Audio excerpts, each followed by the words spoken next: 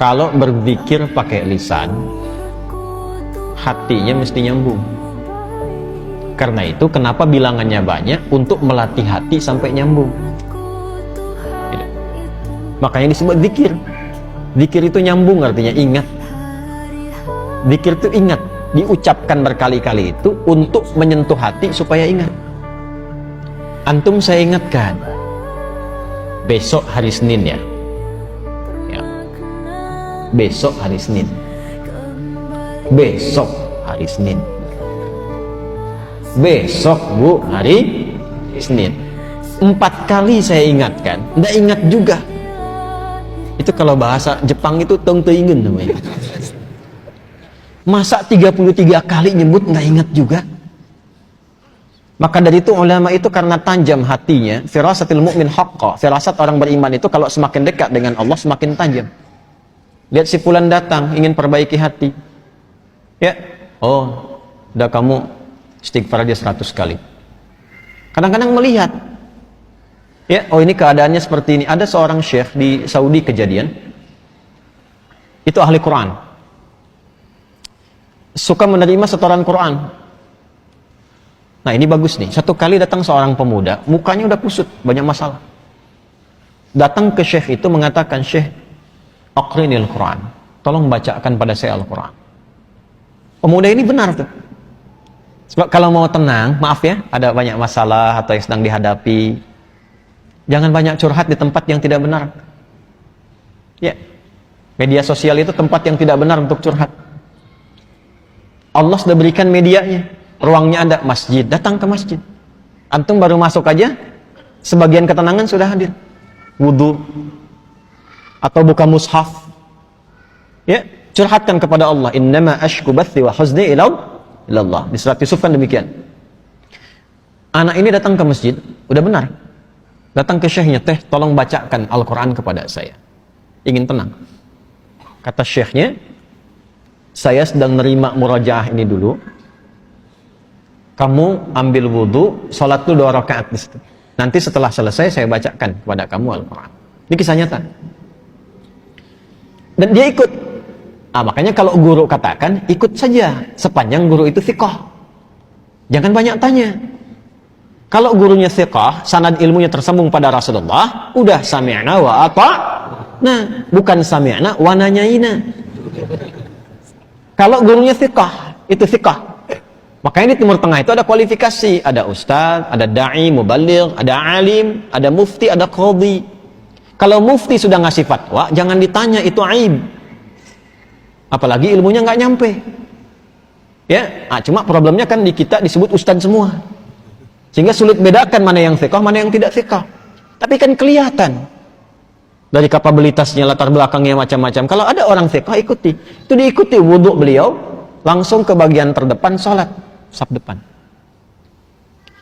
Nah, si guru ini ketika melihat itu, sengaja agak dilamakan tuh yang merajaah, tambah lagi, sampai 30 menit. Ya, begitu selesai si pemuda itu sholat 2 rakaat, dan dia menunggu sambil baca Quran, dia baca, dipanggil oleh syekhnya setelah selesai. Ta'al. Begitu datang, sekarang sudah selesai, saya ingin bacakan pada engkau Al-Quran. Apa kata anak muda itu?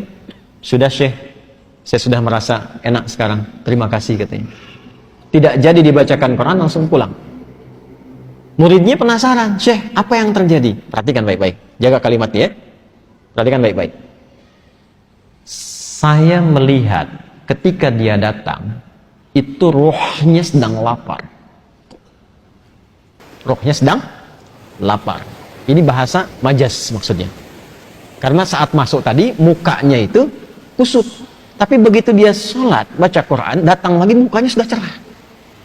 Kelihatan. Orang kan kalau punya beban, dengan tak punya beban, dari wajah kelihatan kan? Ya? Jawabannya sederhana. Saya melihat rohnya sedang lapar. Nah, di tubuh manusia itu kan ada 3. Ada fisik, ada akal, ada roh. Masing-masing butuh makanan. Fisik, makanan pokok. Ya? Habis ini misalnya ada sarapan berjamaah. Kalau ada. Bisa. Nah, itu untuk fisik. Untuk fisik. Ya? Ada yang untuk akal, itu ilmu. Iqra bismi rabbikal ladzi khalaq. Afala yanzuruna ilal ibili kaifa khuliqat, atau afala yatadabbarunal Quran. Ngaji, belajar itu untuk akal. Tidak dipakai akalnya, tidak diberi makan, tidak belajar, tumpul. Itu pusing juga. Kalau ada orang sehari nggak belajar, itu tumpul, itu pusing itu. Makanya kalaupun tidak belajar, Allah tanamkan di telinga dan matanya supaya mendengar dan melihat, supaya ilmunya terisi. Jadi mendengar itu ada pengetahuan, melihat itu ada ilmu. Anak-anak jangan diperlihatkan yang tak penting, Bu, karena jadi ilmu awal untuk dia. Orang tua bicara kasar, terdengar anak ditiru karena ilmu dari situ. Yang pertama diberi itu pendengaran. Setelah itu tajam penglihatan. Apa yang dilihat, yang didengar, itu yang jadi ilmu. Nah, kita yang sudah balik menyiapkan waktu ngaji seperti ini. Tapi kalau anak-anak tuh mendengar. Saya waktu malam Jumat tuh masih ngisi itu offline. Itu pernah satu kali mengajar, ada anak jalan. Tuh bahagia mereka. Itu dunia anak-anak memang begitu. Jalan, ngobrol, naik ke pintu, bangku didorong-dorong, itu kan? Anak-anak ya, ingat, anak-anak tuh. Itu dunianya nggak apa-apa, nggak apa-apa. Satu kali orang tuanya mungkin melihat, wah ini khawatir mengganggu ke yang lain. Bagus orang tuanya. Dibawa keluar. Begitu mau dibawa keluar, saya bilang tunggu sebentar. Tunggu. Biar aja dulu, karena saya tidak merasa terganggu. Biar dulu. Boleh jadi orang tua yang menyimak pun, maaf, yang ditangkap tidak lebih banyak daripada anak itu yang kelihatan bermain.